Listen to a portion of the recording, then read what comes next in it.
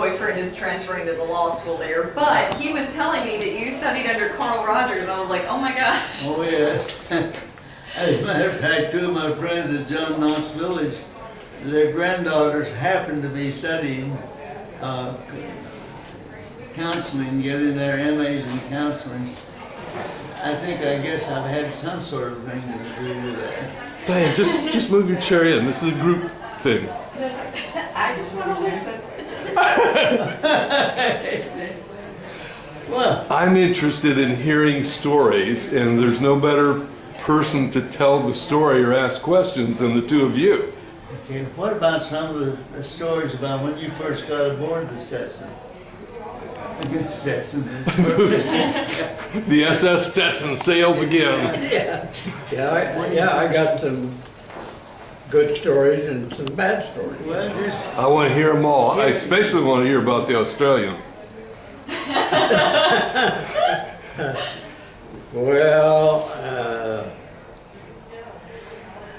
I can tell you about one thing. I'll start him off. We were down in the Solomon Islands, and most of the time we've been up in further north in the Pacific, and we're escorting carriers, and that was our job. But for some reason we took off and went down to the Solomon Islands, which was southern Pacific, and when we got down there, he was listed as somebody who was looking for a placement with some vessel, and he went down, he came out and he came and became a member of our crew down there, and we badly needed him, what he was doing, but then we badly used him he's been running our reunions all these years, and he's the man.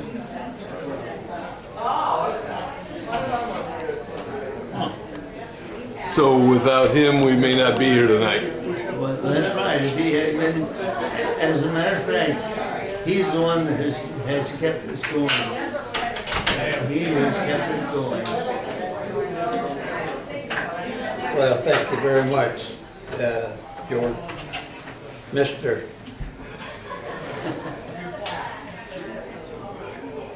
Hood.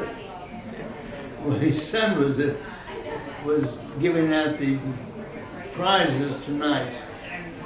And, you know, he did pretty well. You trained him pretty well. Well, his son is supposed to be a stand-up comedian, and I think he could take some lessons from her. He didn't fall far from the tree either, from what I understand. Yeah, that's exactly right. Well, I know one story about after I went aboard the Drexler.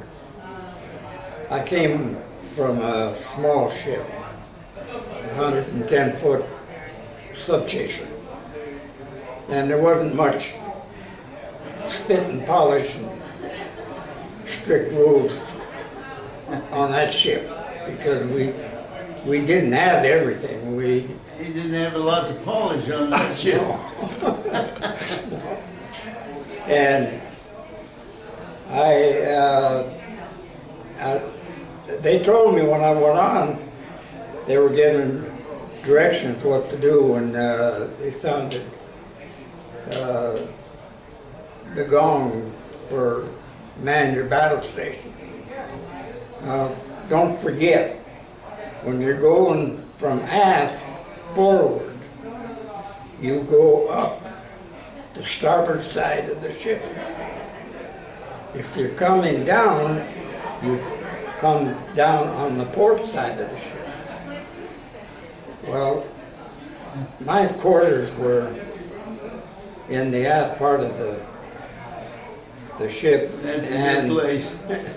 and the gong went off, and I just took off, and I wasn't thinking of what I was doing, just to get on my battle station.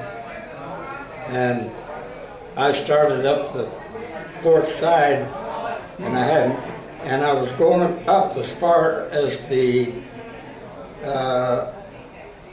passageway that I could go back over to starboard. I knew I was doing wrong, I thought I could get away with it, but I ran right into some guy that, a big guy, because my head hit him right in the stomach. And we both went down. He didn't get up very fast, and I did. And I scooted up. Well, the next issue was the ship's paper. Whoever wrote this up, who was the nut that had the nonsense that coming up the port side when he was supposed to be on the starboard side and injured and ran into somebody in the process. What's the matter with this? I didn't own up to anybody about it. And the guy I hit... But he does know port and starboard, I guarantee you. The guy that I hit, he didn't know me either, so that was a good thing. But one of the bad things about that, one of the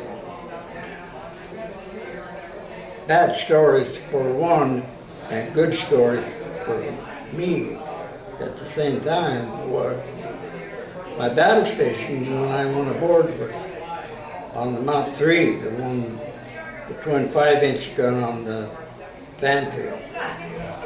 And that's the first time I'd seen a 5-inch gun of any kind. Destroyer had 6 of them.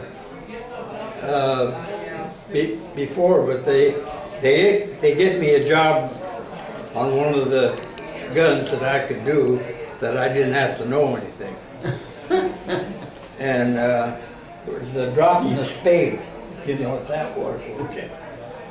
I know about it. I was never with the gunnery part of the ship. So I was the one. Well, the job I was doing was okay with me. And one of the fellows up in Mount 2 in the forward part of the ship, he was the trainer that made the gun mount go this way. And we had another fellow that was called the pointer. He made the gun go up and down. So between the two of us, we could control it if it was in local control, but most of the time we were in control of the director that's set up on top of the pilot house. Well, this fellow up in Mount 2 wasn't getting along very well with the mount captain, and he asked the chief gunner's mate if he could get a trade with me, his job, and he'd take what I was doing, and I was go up to take his job. And they okayed it. And why in the world, I'd often thought, would they take a chance on breaking me in as a trainer? The first time they'd seen a 5-inch gun, when they came aboard, they'd never any experience with it. Wow. But they did it, and I had quite a time learning all this stuff that I was supposed to be doing up there. It was a responsible job, and I caught on to it well enough to get by, and we didn't happen to be doing any firing in local control to where I'd have to take the guidance from the mount captain with what I was to do down here. All I had to do was to, when we were in control by the gun director, was to just flip a switch and sit there and watch through my scope if anything was going on, because we were under control of the director. But it worked out okay. but not for the guy that I traded with. There was only one person that got off the ship in that part of the ship on the standtail. Damn. Hurt my finger. Son, Run all of our activities that we've had with the since our ship was sunk. And so he got most of the bad part and not as much of the good part as he should. well, that happened when, for me to make a decision to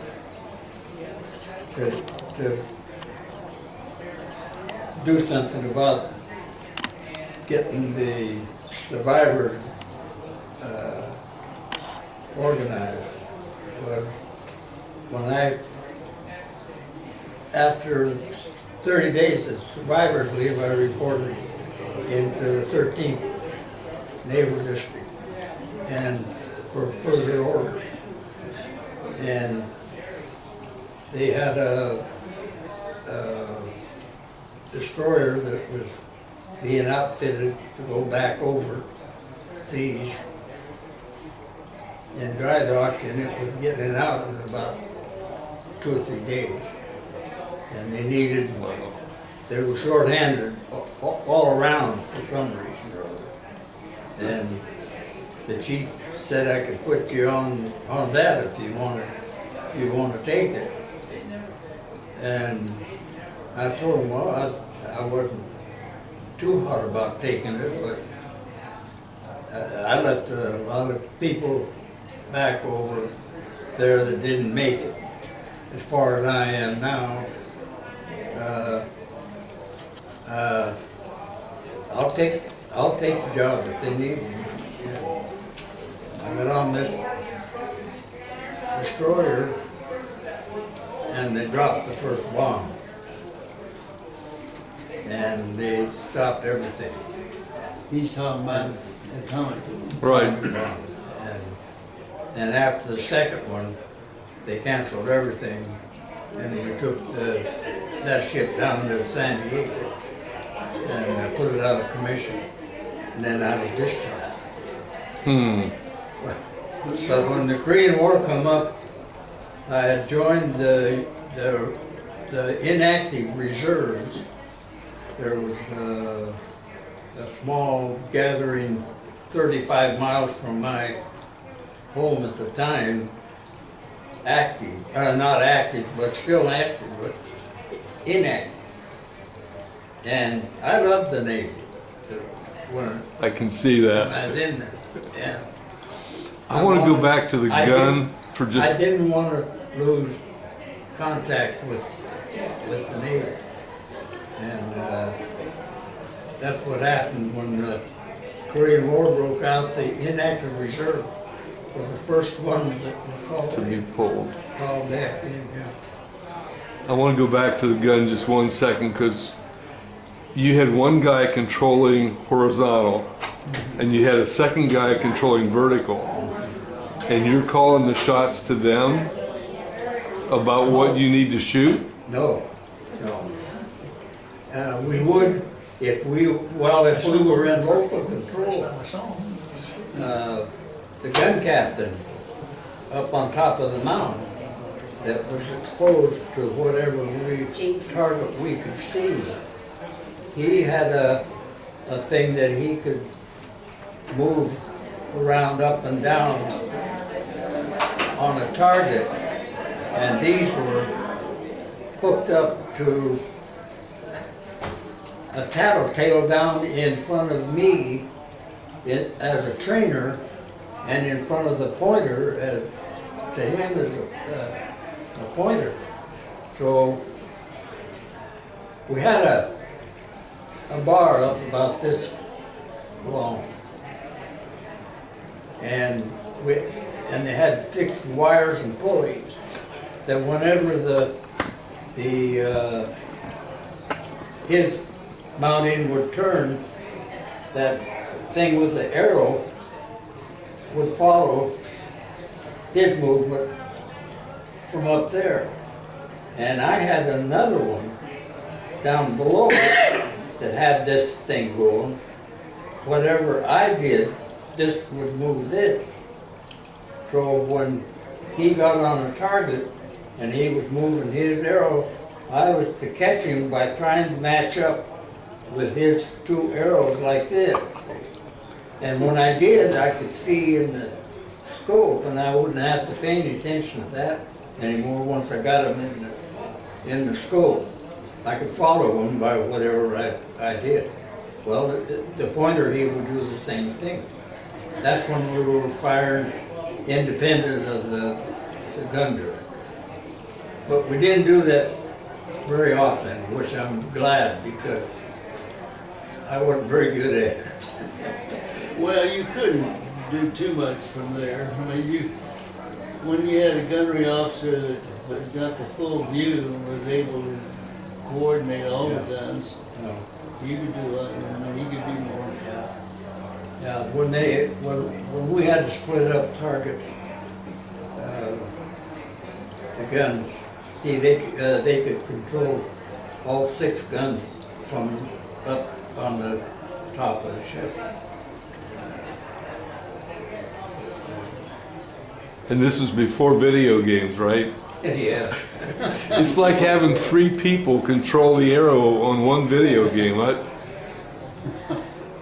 Yeah. That's Well, amazing. actually, later on though, you were part of the gunnery unit that was not on local control. Yeah, we were mostly in control of the director. And it's an interesting thing on our ship because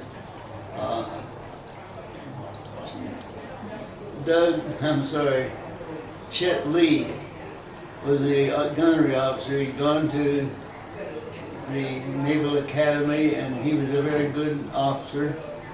And Chet Lee, he and I greeted each other in Philadelphia when we met there, and I didn't know that Chet was doing anything special or different. He's just a good officer. And we chatted about things and it was pleasant, but then he went off to do the things he needed to do.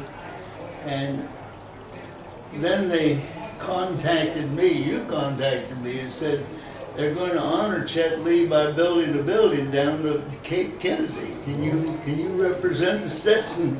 Can you represent our destroyer there, the Drexler? And I said, yes. But when the woman from Houston got me on the phone and was talking to me about it, I said, I admire Chet and I think he's a good man. But what on earth did he do to get a building built? And the truth was, he was the head of mission control, which of course was a very, very important thing, and I was working within 60 miles of him, and I didn't know he was doing that. Wow. He was even director on the Apollo 13 Yeah. thing. Yeah. He was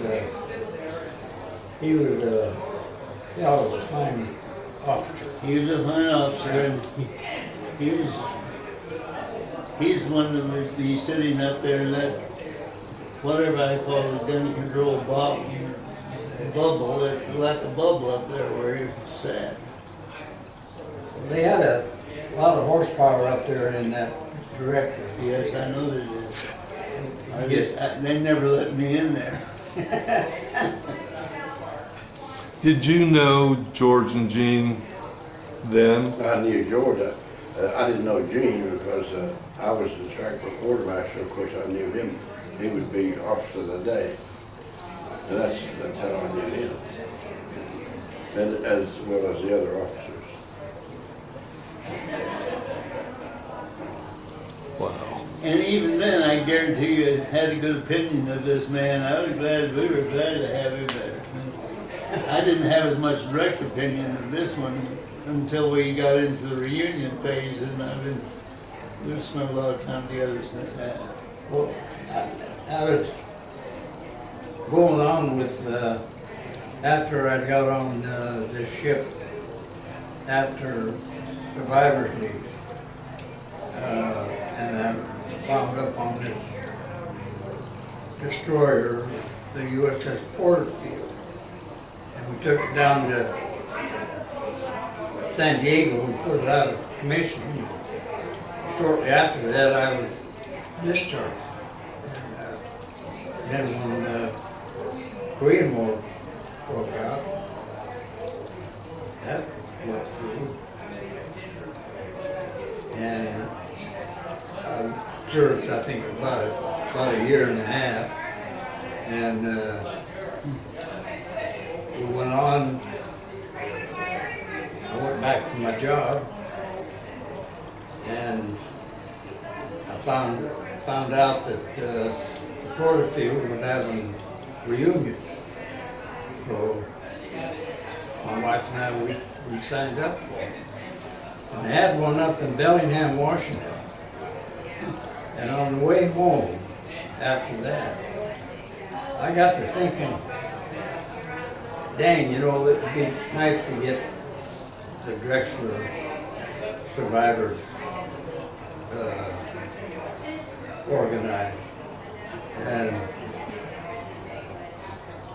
I said, well, why don't you do something about it? I said, man, I said, that's a lot of time to do, and I don't think I'm bright enough to. What year was that? That was sometime in the first part of the 1980s.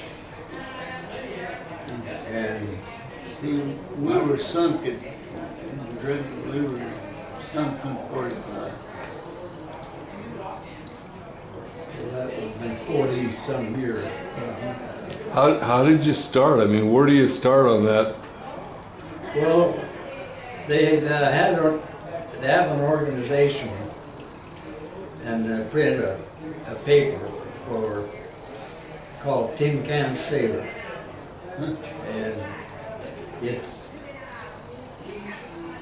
an organization of all the destroyers. And they publish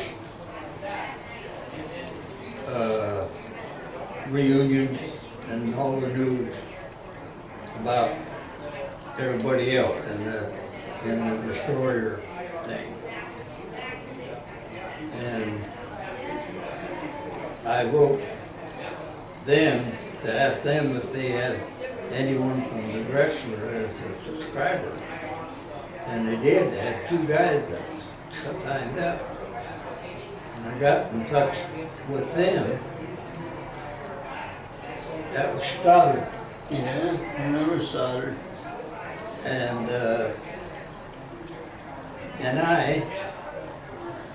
he said, yeah, that'd be a dang good idea to get the Drexler. And one of the really big things that he had to do was find his families. You know, because they called me, I was in Florida and I was already working some other job, and they called me. And it's only because they made some connection. They called us in our homes. We'd already, the war was over by that time. But Yeah, but they've done a lot to find families. that's how it started, and everybody pitched in and helped. And He was president then, and he's still president. And Well, also secretary, president and secretary. So I guess, you notice no one wants that job. That's true. have you volunteered for a committee job since? That's that old joke about, you know, we should start a committee. Oh, you're the chair. Good. Well, I was starting to make mistakes there and doing something that I shouldn't have, and was not doing something that I should have. And I was wondering if there was anyone that would take it over. And there was. As a matter of fact now, I say if you hadn't kept on with it, I'm not sure this organization would have gotten off the ground. And I'm like you, George. I feel the same way.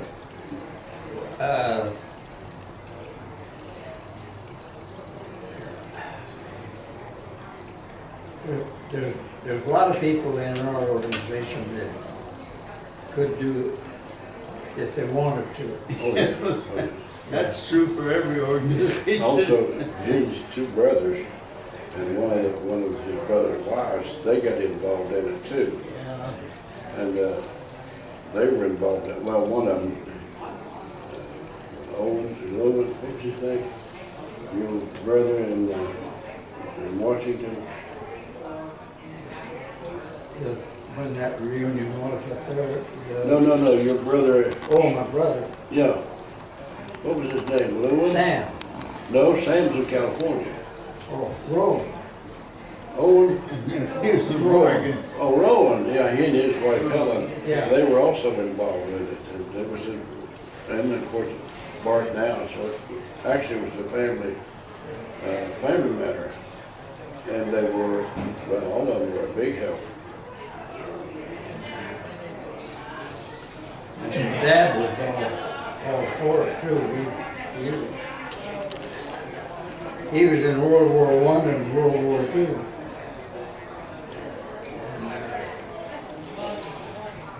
But those special calls that came through to us when they did break through to the panels, Yeah. and they found us and we were found. You got some people join with you on that, but we wouldn't have done it if you hadn't made those calls. Somebody would have done it, I'm sure, eventually. All right. I'm not Eventually. gonna argue about that. I found out about the reunion with, through my brother. He's a retired naval man. And the Drexler's reunion was in this magazine that he received. And it was in '85. And the number was Gene's number, so I called him. And his wife, Vivian, answered the phone. And when I told her who I was, she yelled at Gene and said, I found another one. She was a fine lady. Do you know about the website Together We Serve? I just found it. And you can go plug in all the information you know about a person, and it tells you where they are, how they are, alive or deceased. It's amazing. It is, yes. I have a computer sitting in my house, but I'm not on the internet, and I don't even fool with it since my wife died. But now my daughter, she does that. My lady friend, her daughter does that. And even the guys at the golf course, they do it also. I know, I was telling one that met at the golf course, he thought I was just blowing smoke. He went home and he looked up the Drexler on his computer and he found out that everything I told him was true. And he thought I was lying about it. George will tell you that you're probably lucky not to live close to me. I might not say it that way. I think nudge would be too weak a word, but I challenge him a lot because he has challenged me a lot in my life, and now it's payback time. Yeah, that's right, yeah. He just got a new Apple laptop and an iPhone so he can be more portable. And I told him, first 30 days are the toughest because that mouse is going to make you look so dumb.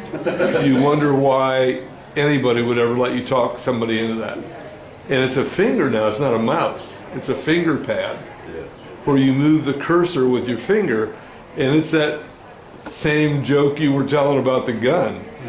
It's like move the finger, watch the cursor, move the finger. Takes your brain 30 days to figure it out. But he's done it. I caved about 2 weeks in and brought a mouse over because he's used to the mouse.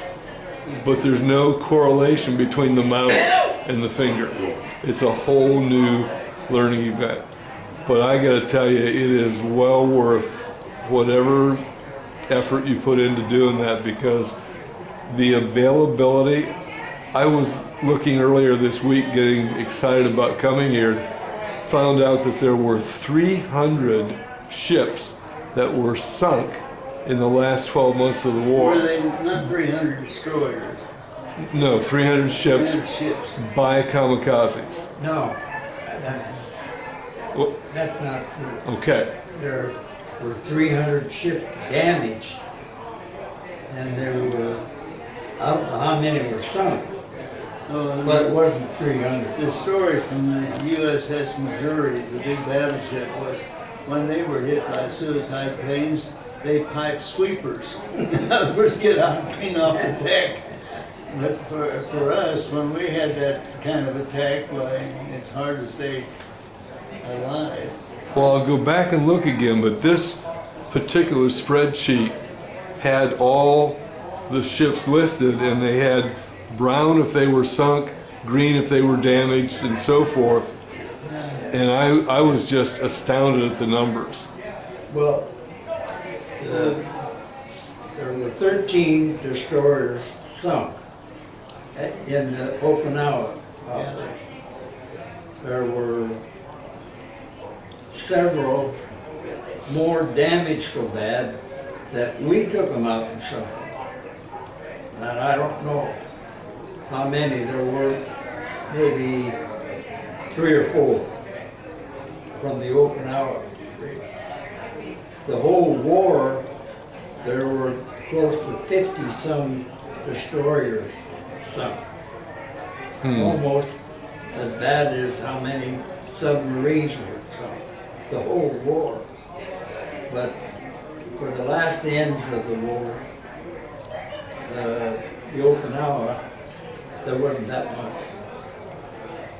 But there were 300 and some ships damaged by the kamikazes. At one time, That's one for just about the same time we were hit and sunk, they claimed they had 185 recorded in the air that's orbiting around, so. That day? In reserve. That day, I honestly can't tell you, it was that month or that period of time, and it was 185 in one day, but I can't say that I put the two together. It was an official report. that's huge.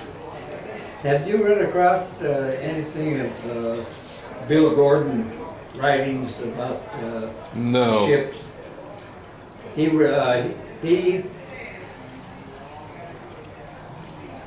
got information and followed up on the squadron that sunk us. Bill Gordon is his name. Get him on the internet. Okay, And he investigated that because what we wanted to know after during our reunions, who was the guys that came after us, and what made them do it, and something about them. And this Gordon found out, well, first, we knew that the ships that hit us, that attacked us, were twin-engine bombers. And he found out that they were the only Squadron 2-engine planes flying Down from Tokyo. that day. And he had access to the pilots' names and everything in that squadron, including the captain of this squadron was not a pilot. but he was so good at learning and teaching. He was teaching these kids how to be a kamikaze pilot. And he felt guilty about it because he was teaching these kids to go out and kill themselves, really. And his wife, he was married, he wanted to join he wanted to go on some of these missions. And they wouldn't let him, they no, because he was married and had two children, two little girls. But he still felt guilty about this. His wife sensed that. And what did she do? She took herself and the two little girls over a bridge in the river and jumped in with both of them to kill themselves in order to turn her husband loose. Now that is factual. It is documented even in Japan. They don't like to talk about it, but that really happened. But the thing that affected us was he was the leader of the squadron that attacked us that day we got something. Is that right? Yeah. Now, you had some further contact that you got in touch with them over in Japan, didn't you? Well, not any of that family. I had a chance to talk to 5 ex-kamikaze pilots that hadn't been called to do their job. One or two of them, they were called to do the job, but they had engine trouble or he crashed or something and got out. But I would have had engine trouble, I guarantee you. Well, they were as committed as Yeah. anybody on our side. Yeah. They were committed to do what the emperor told them to do. You know, the Germans did something like this during the war. Do you know that? There's a museum outside of Orlando that has a sled rocket that Germans were launched up in the face of oncoming planes and then could steer the rocket into the plane. And there's one of them on display there, and the guy said that knows the history of it, 80% of them never made it out of the launch. They broke their neck on launch. So they discontinued that program. Was it manned? It was a man strapped to a rocket with some kind of crude steering device, and they would launch him up in front of the oncoming plane and then steer the same idea. Well, now that's the first time I've heard about that, but they had a documentary on asking for volunteers, pilots, fighter pilots or plane pilots. When the bombers were coming over Germany and bombing at a point where they were just going over there and nothing happened to stop it. They asked for volunteers to take their planes up in behind those bombers and use their propellers to chew the tails off of them to cause them to crash. And they got over, I think they said 300 volunteers to do that. And they Where checked did you it get out. that? What's the source for that information? You made some study on that. Well, all I could study was whether that was true or not. I was just getting what this documentary was saying. Well, it didn't last very long because they were losing more pilots than they were picking up that would do the job, and they shut it down. But they did that, and they give the pilots a parachute too. And if he could get away with it, he could do his job and Take a parachute. And then bail out. bail out and live. He wouldn't be committing suicide. But that was a dangerous enough job where they were losing more pilots than they were gaining any success. And planes. Well, you know, there's guys in our Air Force, if we were in the same shape that Japanese were at that time, they'd do the same damn thing, you know? This, I can't believe that. this Yeah. pilot that was training these young pilots to be kamikaze, was he not shot down on the day that we were sunk? Wasn't there a rumor to that effect? Who was shot down? Bill Gordon. Oh, No, Bill Gordon. This Japanese pilot that was training these young pilots to become. He was in one of those planes that attacked us. Now, whether it was the plane that crashed into it, we don't know. But they say he was shot down that day. No, he wasn't shot down. He wasn't. No. But he died that day, didn't he? Yeah, he did. Okay. Well, see, there was only the two Marine pilots that were covering for us. Sky cover, huh? I'm not sure they had shot any of them down. I know they tried to. Well, that's a good point, because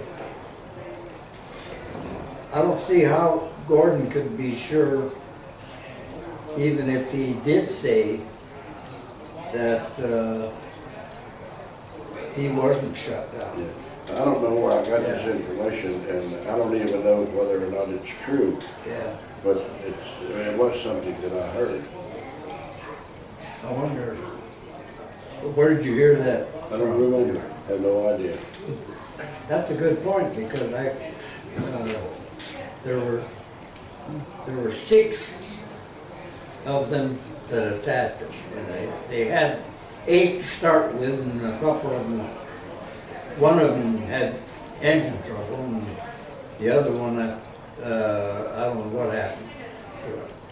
But there were 6 that attacked us that day. And but Well, air cover was able to shoot down 1 or 2 of them because we had air and marine air cover. And obviously my men, I'd have to check into it, knowing more than that. I'll ask Gordon that question. He was at our reunion Yes, in I wasn't able to go to that reunion, so you have information from him. Fredericksburg. Yeah. Yeah. Yeah, he's all hot for this kind of stuff, and I think he's over there again now gathering information on the military side. He's really a good person to talk to. If you could talk to him, I'm sure you get in touch. In this day and age, there aren't too many people you can't find. It's true, yeah. Well, just one thing, doing this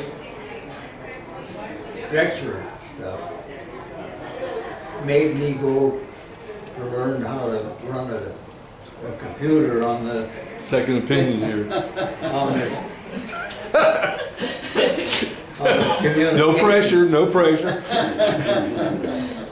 How else could a guy do all of this stuff if you were inexperienced with a typewriter and try to write a full page without making a mistake. Probably the same guy that decided to be a gun teacher when he hadn't run the gun before. Yeah, but I liked what I was doing so much that I bought the first Apple that came out, and they had a good system. I can say just generally, what we were hearing about you were rounding up these families, you know, that was new to me. I didn't see how you could do it. And that's what you're doing today. Well, there was stuff that was information available that you could use to do that stuff. But you know me, I said, no, I didn't see how you could do that. If you wanted to, you could find the same thing I did. If I wanted to, I would ask this guy to go do something like that, and he would like you to do it. With computers the way they are now, it's just like the old saying, you can run, but you can't hide. Yeah. Absolutely true. Yeah, And then you got a phone on your hip that can do everything the computer can that's do. true. It takes the place of the computer takes the place of the encyclopedia. Made it obsolete. Totally. I teach information technology in college. One of the things I do. And it was ironic to me that I'm teaching a course on the latest up-to-date technology of all kinds. And I'm teaching it out of a textbook that was copyrighted 2012. It's like, what is wrong with this picture? It said, Steve Jobs is the current CEO of Apple. Steve Jobs died in 2012 in March. The book came out after that. And it said, oh, by the way, look forward to these handhelds. You're going to love them. They've all come and gone in those 2 years. So, they want a room? I know we need to wrap up. No, they're just asking. But I can't tell you how much I appreciate it. This is like getting a living history lesson. And if I could put in one selfish request, Gene, I know it's supposed to move around from state to state. The Fantasy of Flight Museum you can find online. This guy has a museum with over 170 planes restored to perfect, all flyable. All flyable. All flyable. And if you were a pilot in World War II, he will take you up and let you fly the plane again. He takes off and lands in exchange for a videotape interview about your experience. Where is this at? It's in Auburndale, which is about 45 minutes southwest on the way to Tampa, southwest of Orlando. And if you guys didn't have something planned tomorrow, I'd probably be planning it for you and say, just meet us, I'll drive, do whatever it takes. But I went with my young son on a field trip, and it is just a mind-blowing experience. This guy is the grandson of the person who hooked the first computer and the first depth finder together to find oil. And he went to Standard Oil and said, I got this new program and I can find oil. And they went, sure. Yeah. You want us to buy a program from you that's going to find oil? And he said, well, yeah. They went, can't happen. I mean, it's impossible. So he said, okay, if it's that impossible, I want a nickel a barrel for everything I find from here on. And they signed the contract. Made him a millionaire. The grandson is getting residual checks of $50,000 to $75,000 a month. And he's putting it all into the airplane museum, tracking on history like you guys that no one else knows. I just think that would be an exciting place to visit if you should meet in Orlando next year,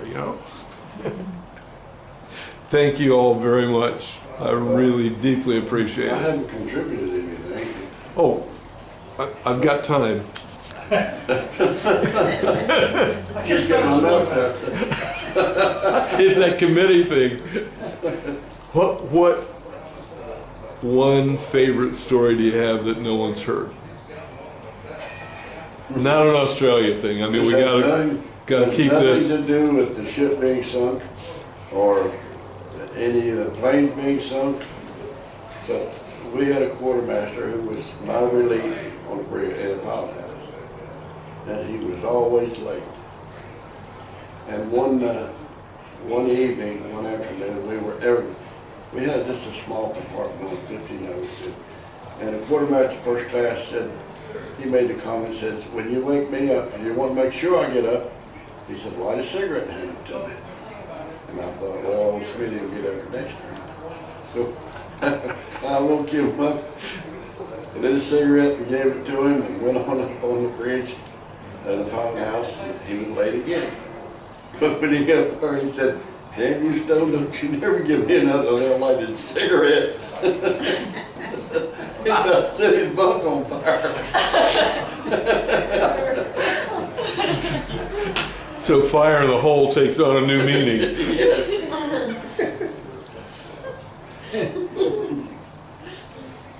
But I'll never forget that as long as I live. Do you have any dirt on these guys that I wouldn't find out any other way? No. No.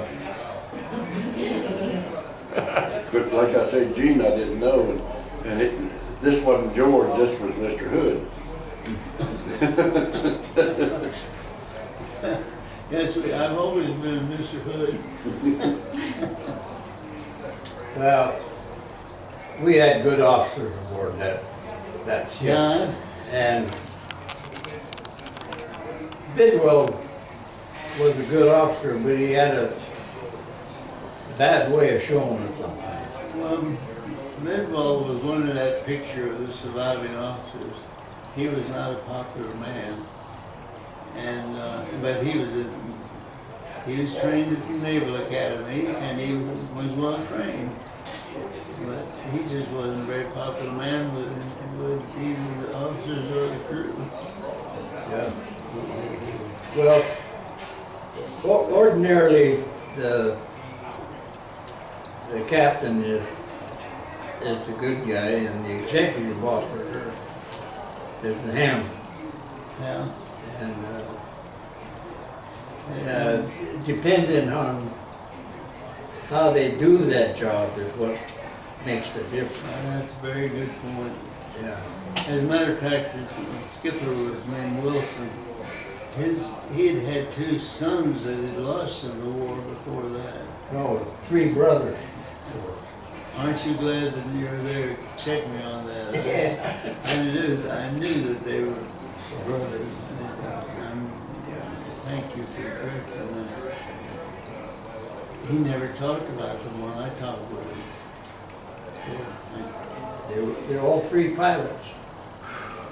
One of them was killed over Germany, and one killed over Okinawa, and the other one was killed in a training accident.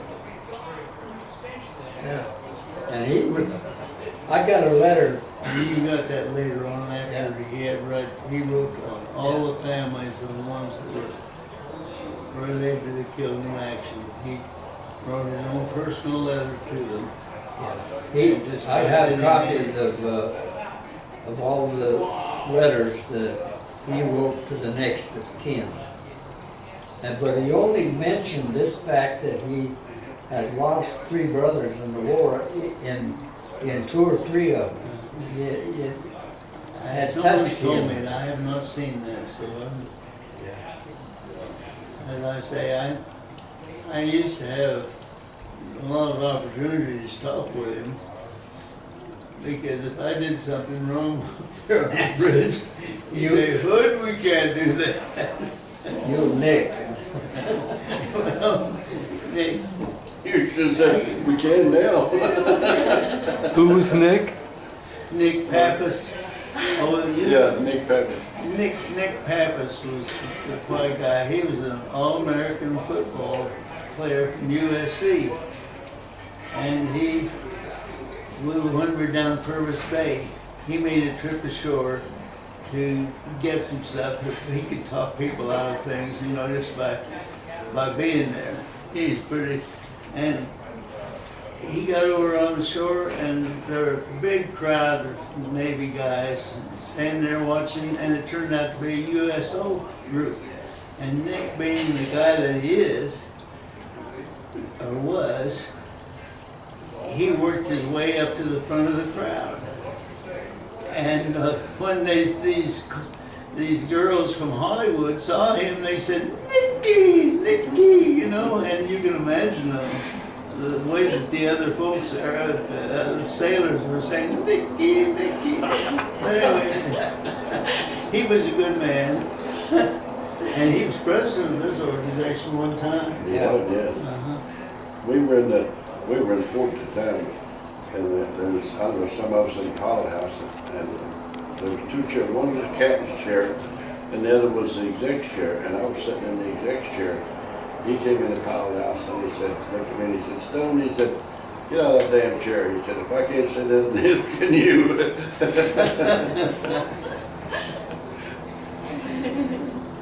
Listen, you got a good sense. Oh, I could do this all night, and I gotta listen to him.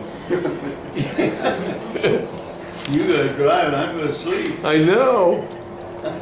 Thank you all again, and I'd like to do it next year, of course. And I know you're gonna want my phone number and my email address to send me an email, right? I don't know. Well, you will now. You're not gonna miss me enough to send me an email? I'm not even on the internet, and I'm not even sure the computer would even, I've been on so long, I'm not even sure it would operate. Yeah, he's one of our most stable men, I guarantee you. Thank you. See you next year. You're welcome.